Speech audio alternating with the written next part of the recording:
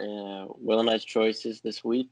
Last week, Will was on fire with them. I was quite mediocre.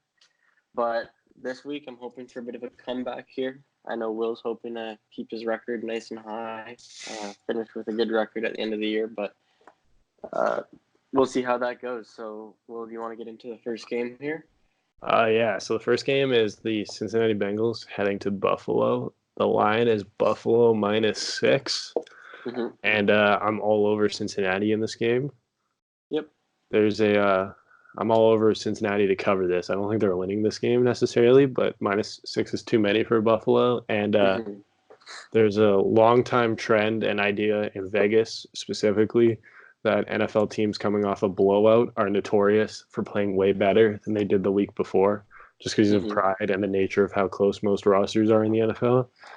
And also the fact that Cincinnati's 0-2, and if they're going to have any kind of decent season, they have to win this game. So this will be their best game of the year because it has to be. Yeah. So 6 points is too many for that. Paul, what's your lean on Buffalo and Cincinnati? That's fair. I like that. I like your reasoning there. You kind of persuaded me a bit, but I'm still sticking with Buffalo. I'm believing in Josh Allen this year at quarterback. I think that he'll put up touchdowns against a not as strong Cincinnati defense. Even though they're still a decent team, I think that Buffalo's defense can hold their offense to a couple touchdowns, while Buffalo will get quite a few touchdowns on Cincy, so I'm leaning Buffalo here. Our next game, we head to Dallas for the Miami Dolphins-Dallas Cowboy game. Dallas favored 23 points at home. That's an obscene amount of points. Josh Rosen's first start for the Dolphins. Paul, what's your lean on this really, really big number? Yes, so as a Dolphins fan, this one's tough. I mean, I've been watching our games a bit. Josh Rosen hasn't seen too much playing time just in the last few minutes of the games, and it has looked ugly. So I'm not feeling great about this again. This is now officially the first time I'm ever doing this. I'm picking against Miami. I'm leaning Dallas here. They've got a stacked team, great defense. They're going to shut us down, I think. As much as I love Miami, I'm going to go with Dallas on this one. What about you? What do you think? I'm leaning Dallas on this game. I don't love the line. It's a huge number. And the Cowboys scare me because the Cowboys scare me in the sense that I think they're an emotional team, and playing the worst team in the league, and everybody knows it, doesn't really cater to a team that's all emotion. However, I'm not sure how Miami scores on this team more than a touchdown. And so to cover, I need Dallas to break 30. And the way their offense is playing right now, especially if you take Minkah out of the Dolphins secondary, give me Dallas, I guess. Yeah, the next game, looks hard for them not to get 30. So the next game, the Denver Broncos heading up to take on Green Bay at Lambeau Field. If I'm a Broncos fan, I'm pissed this game isn't in Denver, because if it was in Denver, I would pick them. I should have picked them last week. You always pick Denver at home. Yeah, in early September. In the season, it's a must pick. You know, their record is crazy at home in September. Unfortunately, on the road, it's not the same. Paul, what's your lean in the Denver Bronco Green Bay Packer, a battle of a 2-0, 0-2 game? Here it's an interesting one. I mean, Denver's a good team. They got a good defense. They're going to be rushing Aaron Rodgers hard, that's for sure. But I think even with a decent spread, I think Green Bay still comes out and covers the spread, takes the win home with this one. I mean, they're looking good. Aaron Rodgers looked decent in the first quarter last week. I think he'll sort that out this week. I think he can play a full game of Aaron Rodgers level football that we were used to seeing a couple of years ago. And I don't think Denver's offense is good enough to put up that many points when it comes down to Joe Flacco versus Aaron Rodgers. So what are you thinking? That's a good point. Flacco's been so bad, it's hard for me to bet on him. The interesting thing about this, I think this game is a 21-10 kind of game, which Yeah. is why I'm leaning Green Bay. However, that being said, the reason I'm picking Green Bay is because I think they're not what they were the last few years, which is they would let a team like Denver play them close Mhm. in recent years, specifically the last two, and maybe not lose the game, but it would be way closer than it should be. They would just not respect them. And I think this year the team's a little different, especially on defense. So give me the Packers in that game, but that could also be a really good litmus test for us to find out just how much better the Packers are this year to Yeah. pass. The next game, the Atlanta Falcons head to Indianapolis for the Colts home opener. Mhm. This is a bizarre one. Yeah, this one's a Colts tough one. Colts favored -1.5, which basically Mhm. means Vegas has no idea who's winning this game. And the only Yep. reason Indy is favored is because they're at home, which basically means they think these teams are basically the same, which Mhm. is a middle finger to Matt Ryan. But Yeah. No kidding. that being said, Paul, what's your lean on the Falcons Colts game, a battle of two 1-1 teams? Yeah, I think this is probably one of the most interesting games of the week. I had a really tough time picking this, but what it came down to was what you see out of Julio Jones in big moments, what you see out of guys like Mohamed Sanu, Calvin Ridley. Like Atlanta has playmakers all over the field. I'm not saying Indianapolis doesn't with guys like T.Y. Hilton, but Atlanta's stacked, and I think that Atlanta can come out. They've been doubted this year. This is a big game for them. They need to prove that they can play, and I think this is a big one for them to show that they can. I think this game is going to mean a whole lot more to the Falcons than it is to the Colts, which kind of sounds interesting. But the reason is pretty simple. The Falcons are going to smell blood in the division with Drew being out 6 weeks. And so they have an opportunity to set in stone who the best team in this division is going forward with a big win against a really good team. They played terrible in their last road game. I don't think that's going to happen again. I have more respect for Matt Ryan than that for that to happen again. I know he's looked shaky at times this year, but at the end of the day, he's a really good player. He's surrounded by really good weapons. And that defense, kind of the hidden story from the Eagles game, is so much better this year that I think they're going to give a healthy Deion Jones is so huge for that team. It can't be overstated how important a player he is for them. And I think he's going to give the Colts a lot of trouble. This is going to be a really close game, but I think the main reason I'm leaning, I think if it was Colts -1.5, I'd probably go there, or +1.5, I'd go there. But because the Falcons are the underdog, I I like them to I like it. win it close. Yeah. The next game, the game of the week, I think. I mean, I don't know what your lean for game of the week is, but No, I'm with you on that one. I'm not really sure how this isn't. This isn't the late game on CBS, but this is definitely going to be a really good game. Kansas City's home opener against Lamar Jackson and the Baltimore Ravens. Kansas City favored -5.5. That's a big line against a team that's been really good so far this year. Maybe the surprise team of the league so far this year, arguably. Paul, what's your in one of the biggest games for Lamar Jackson so far to kind of show us just how good Lamar is this year? Because he's played two terrible teams so far. So let's find out what he is. Yeah, I think that's a big storyline, but I mean the Chiefs going back to Arrowhead, first game of the year there, it's going to be wild. Lamar Jackson's not going to be able to hear himself think on offense. I mean, it's going to be so loud. I have Kansas City covering here with their offense just putting up crazy numbers in front of the home crowd. For the record, I would never bet this game because the line is way too big. Yeah. For me to be interested in putting money on this. However, that being said, we have to pick. So I'm taking Kansas City. The reason is twofold. One, I think Kansas City is the best team in the conference outside of New England and maybe even better than New England. They've just been kind of hiding under the radar because they haven't A, played on primetime or B, played the Dolphins. So we haven't seen them just humiliate someone yet. but 5.5 is a lot of points for a Baltimore team. The interesting thing, though, is Kansas City is the second team to see Lamar Jackson twice in his career. Do you know who the first team was to see Lamar Jackson in the second time? Who took him out of the playoffs last The year? Chargers. Yeah.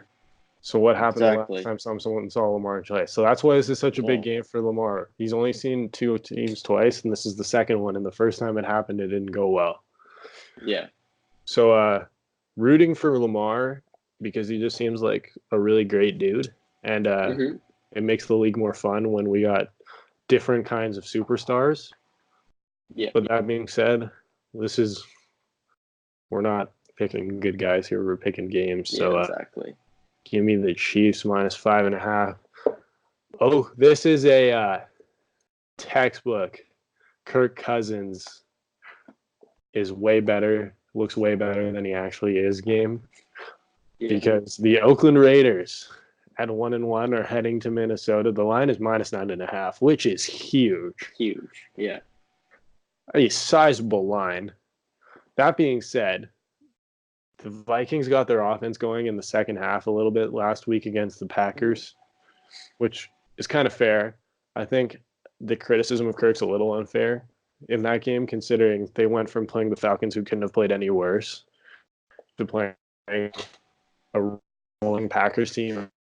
So that's a bit of a huge jump in a level of intensity. So there's definitely that. That being said, Oakland coming to town. Oakland's looked better than last year, and there's definitely more talent on their roster, but I think this is a prime classic Viking blowout situation.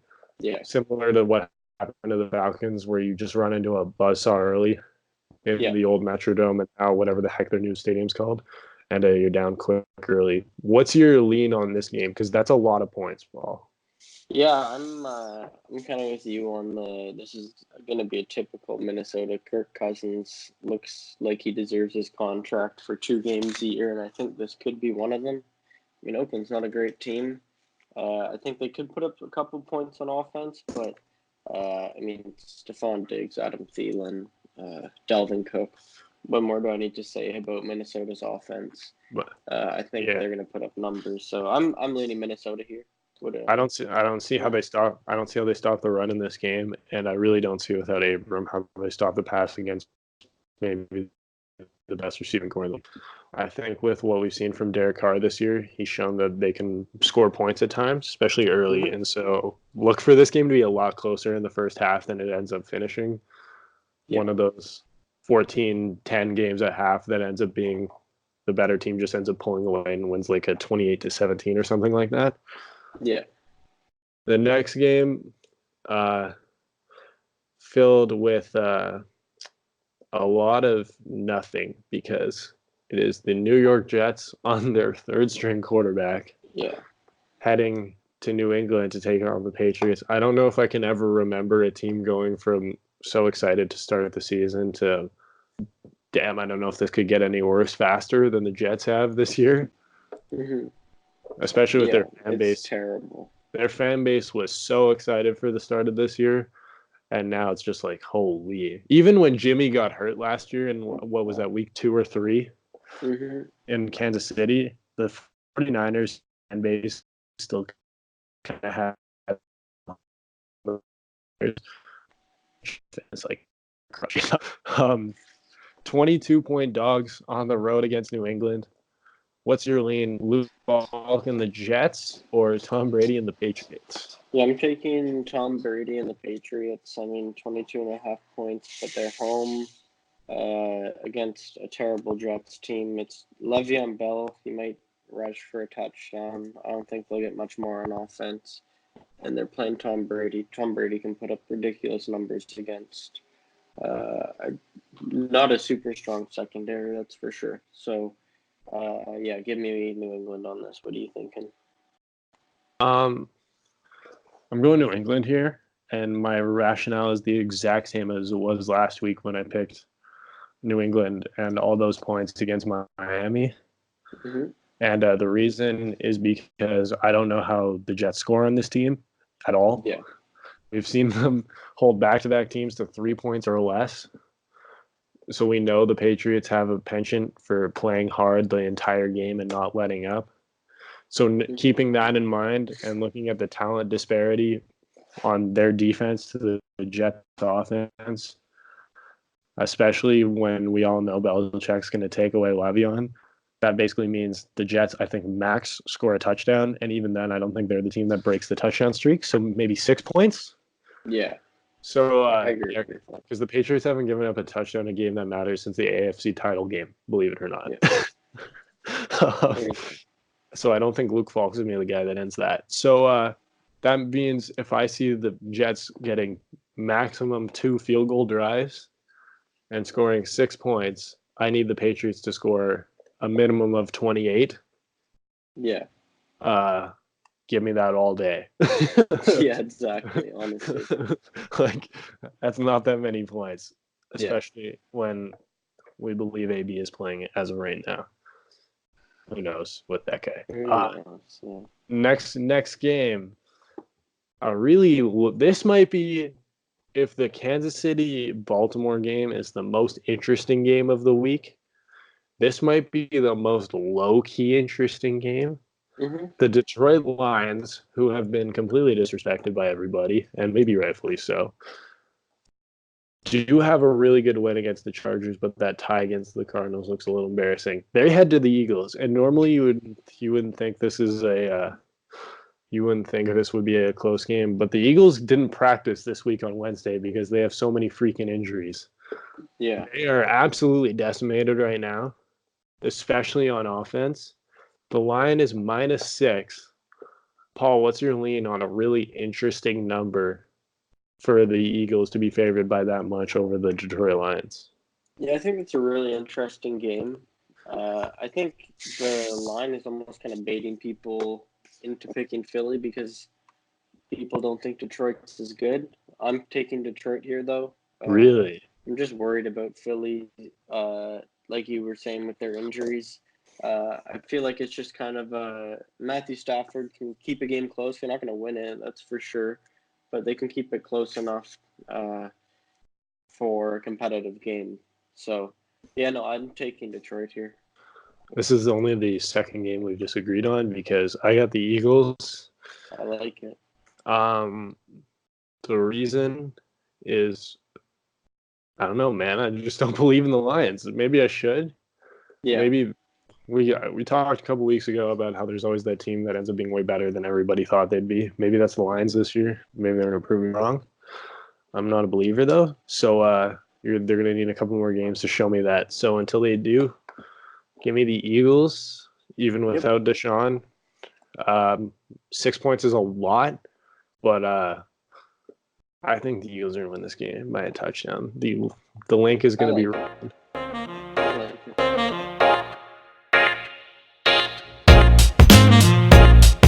And we are going to the second half of the late slate of games here and the Monday Nighter. So we'll start with Carolina, Arizona, with Arizona favored by 1.5 points. What are your initial thoughts about this game? My initial thoughts are that Cam Newton isn't playing, and I'm not a believer in Allen, which basically means this is going to be Christian McCaffrey against the world. And I think Arizona's looked good enough to win this game. The line is so close, -1.5, that basically just means Arizona has to win the game, which I think Arizona is going to win the game. I think this is Cliff Kingsbury and Kyler Murray's first career win together. Mm-hmm. I don't want to say the first of many because I don't know, but yeah, I think this could be a coming out party for them this week a bit. I mean, Carolina has a good defense, but their offense isn't really there. Arizona's defense is all right, so I think Arizona could come out and win this game. I'm with you on that one there. The one thing to keep in mind is Carolina is coming off 10 days rest. Yeah, that's a bit scary, I guess. But that's the only reason I would think that they might have a better chance to prepare Allen than and they don't really know the offense that they're going to be seeing because they haven't seen much of it, right? That's what is interesting to me about that. And the fact that the two things that would make you lean Carolina in this game are that A, they have 10 days rest, Mm-hmm. and B, maybe more importantly, they're 0-2 in this game. And guys like Luke Kuechly, I don't think are going to go down easily, obviously. So those would be the two reasons why you would lean Carolina, but obviously you and I are not. Yep. The next game we've got up is the New York Tampa Bay game. The Giants versus the Tampa Bay Buccaneers. The Bucs are favored by 6 points. What is your thought on this game? Oh, this might be the hardest line to pick in the entire week. Yeah, I'm with you on that. Tampa is notorious. I can't remember who was saying it earlier. Might have been whatever. I can't remember saying it about earlier. But Tampa is one of the 3 or 4 franchises in the league that are notorious for playing terrible when you think they're finally good. Yeah. In a game where you think, man, Drew's out, Falcons haven't looked as good as you thought. They already got the win at Carolina. I mean, why can't Jameis win a division title with Bruce Arians in his first year? Bruce Arians is pretty undisputed top 10 coach in the league. He might be top 10, might be underselling him. That being said, they are notorious for blowing a game. Like we said at the start of the year, Saquon has the potential to go for 200 against a couple teams and win the Giants 3 games that they shouldn't win. The 6-point line is huge. Yep. That being said, I'm a huge believer in Bruce Arians, and this will be the only time I bet on Tampa this year if this doesn't go well. The only reason I'm betting on them here is because of Bruce Arians. That's literally it. I like it. Because everybody else on that team tells me that I shouldn't believe in them. But yeah. What's your lean in Daniel Jones' first career start for the New York Giants? Yeah, that's what I was just about to get into. I think that's really interesting. I think they're going to make it an easy game plan. I think Saquon Barkley is going to see a ton of touches. I think Daniel Jones is going to get easy passes set up for him with a couple deep shots maybe planned. I think it's going to be a pretty scripted out game plan the whole game from the New York Giants with a really run heavy offense.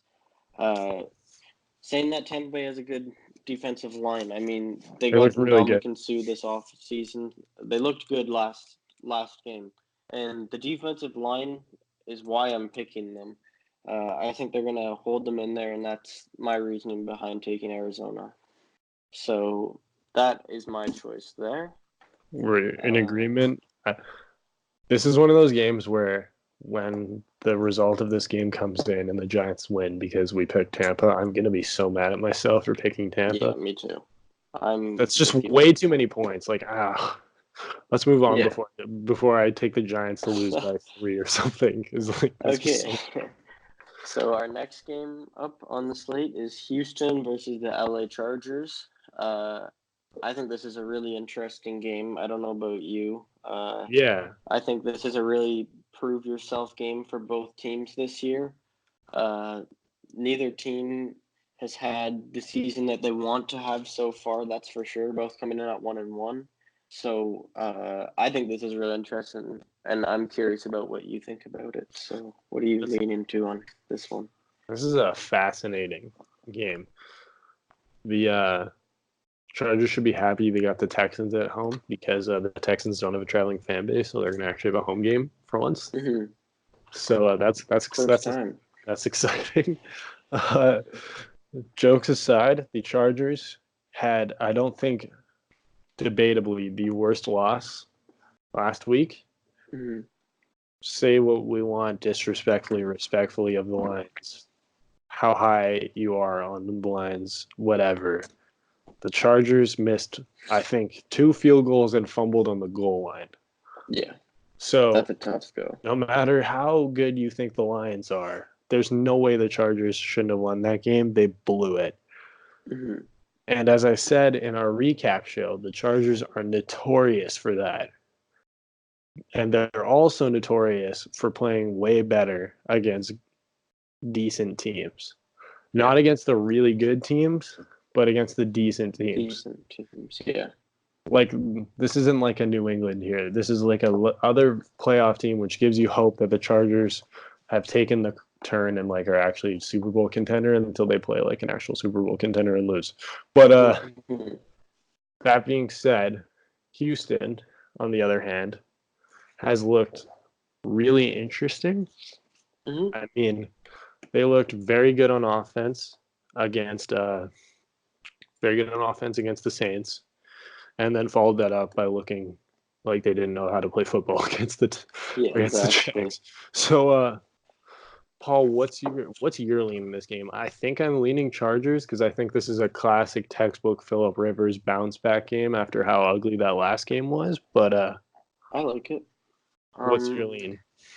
My lean this game, I'm going to be picking against you. I don't know if it's like the third time this week or something, but I'm going Houston here. The reason I'm going Houston is this is a prove-it game for them. I think Deshaun Watson has to come in here and show that he is a legit guy.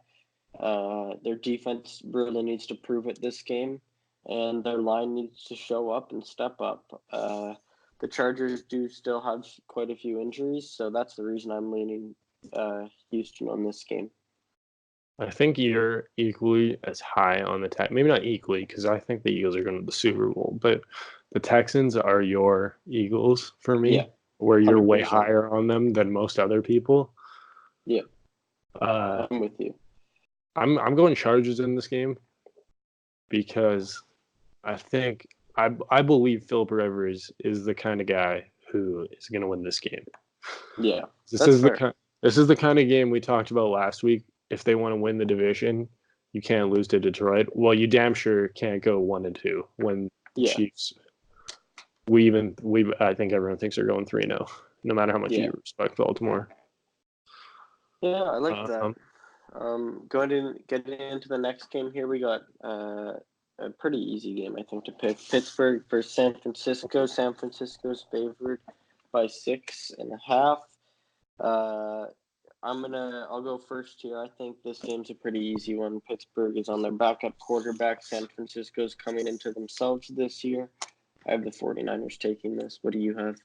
I also have the San Niners. I don't love taking the Niners because 6.5 is a lot. Yeah.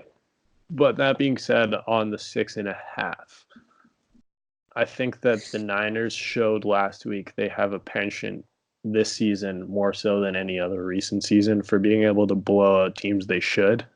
Yeah. Which is a huge part of the NFL, is winning games by a lot, so that you don't have to show as much in playing a close game and showing everyone what your fourth down play is, or your second or your 2-point conversion play is. Like, blowing out the teams like Cincinnati that you should is really huge in this league. And so that's the only reason the 6.5 isn't terrifying me, because that's a lot of points, no matter how bad you think Pittsburgh is. But I think they find a way to win this game by a touchdown at home in their home opener. Very weirdly, their home opener.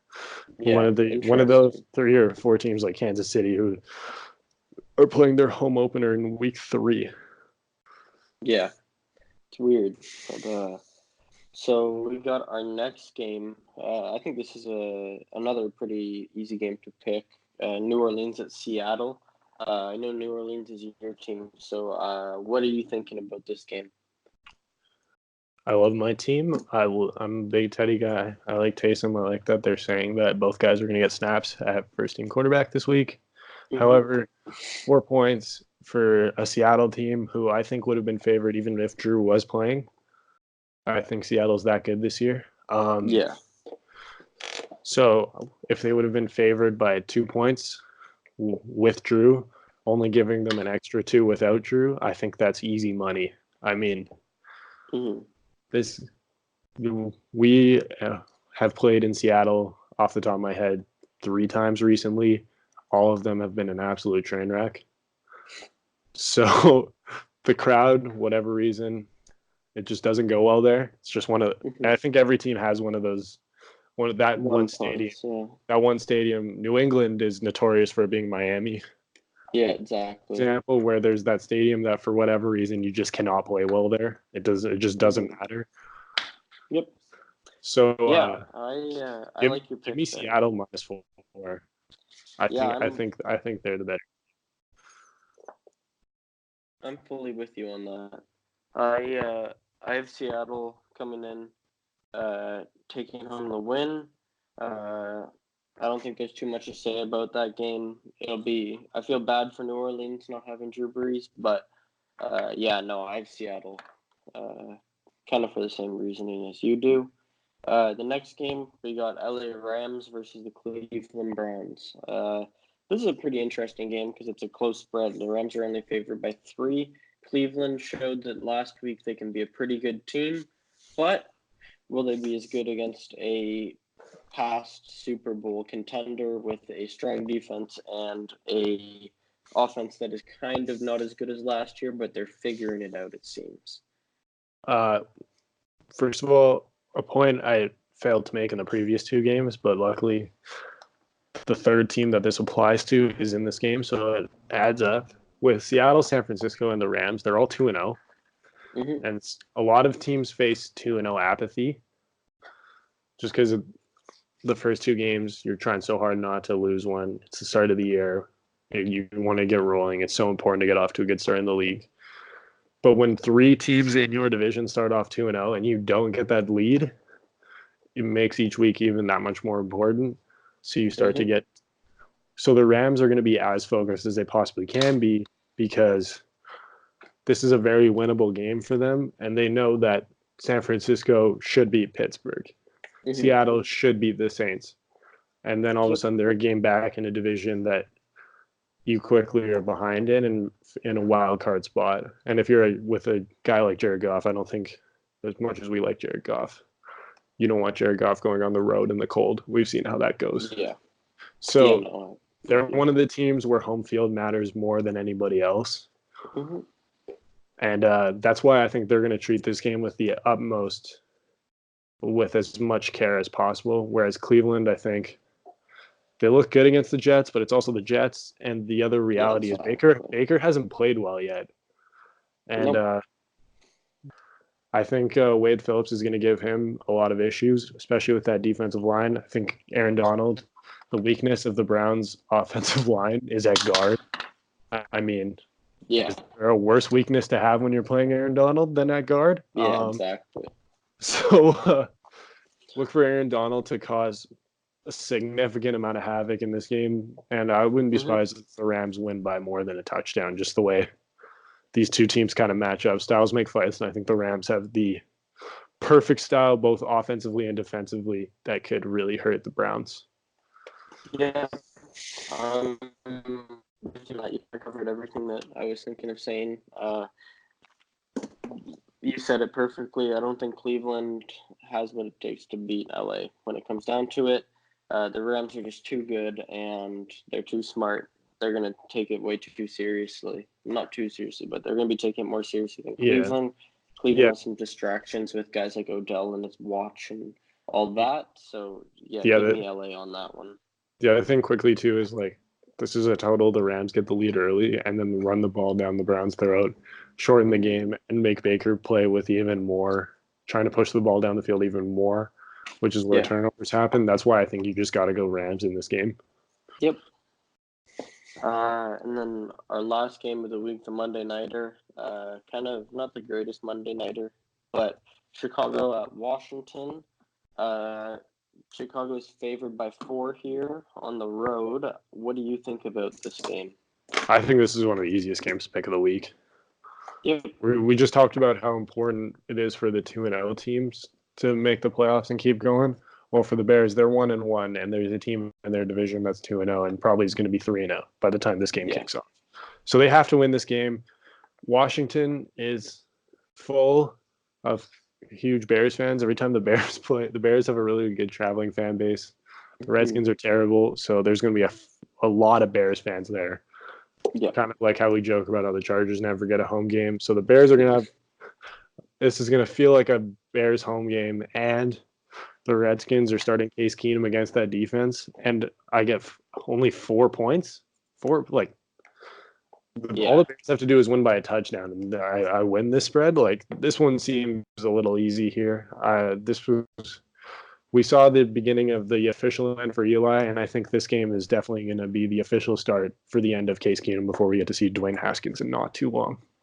I like that. I am also with you. I'm taking Chicago. I think this will be the first game they show their offense can do something against a not as good team. They need this one to go to 2-1. That's huge. You never want to go below 500 on a season. So give me Chicago all day on this one. And yeah, that was our afternoon slate. Pretty interesting slate of games, to be honest. Easy way to pick games is when the better team needs to win. Yeah, that's exactly. But yeah, this week was way harder than last week in terms of lines. There wasn't as many just clearly obvious ones. Mm-hmm. There's a few, but it's not like last week where I think everyone would have agreed. There was about 5 where you didn't even really have to look at it for more than a minute before you knew who you were picking. Yeah. This one is definitely a lot more interesting, but that means I think we're going to have some more games like last week with the Detroit-LA game where someone's going to win a game this week. At least, I think there are going to be at least 2 games won this week that no one saw coming. Yeah. And I agree with that. That's why we love the league. Yep. So from Paul and I at the Second Stringers, thanks for listening this long. If you made it, we appreciate it. Thank you. We will catch you guys early next week with the week 3 recaps. Already week 3. Wow. So fine, man. We'll see you then. See you.